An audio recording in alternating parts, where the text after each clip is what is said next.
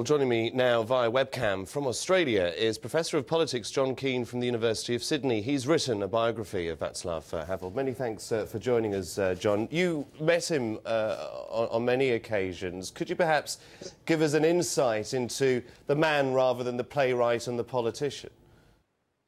Well, a man of hedgehog resilience, witty, serious.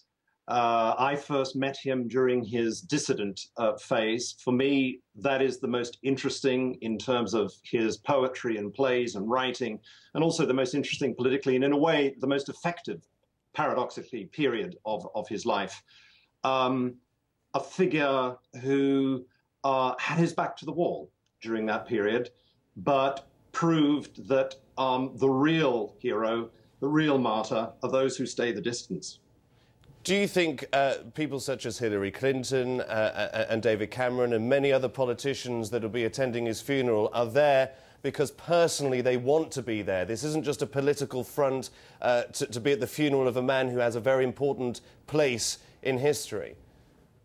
I can't speak for them, but I would say that it's important in remembering the life of Václav Havel that there were no fewer than 3 Václav Havels. There was the most recent period as statesman, and that is the significance of this funeral, this state funeral today.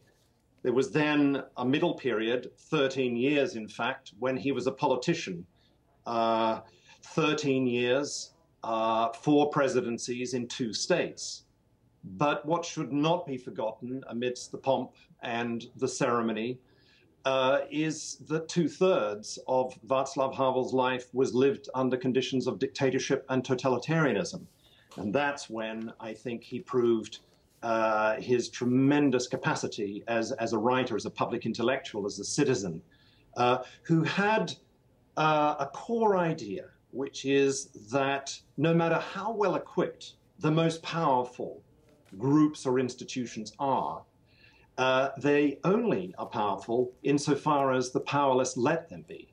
And at the moment that the powerless decide to act differently, to refuse the rules of the game, then things typically change. That's the lesson which he wrote on his typewriter, and that's the lesson he tried to live during that period. John Keane, we must leave it there, but it makes me want to read your book now. But many thanks for talking to us. Fascinating.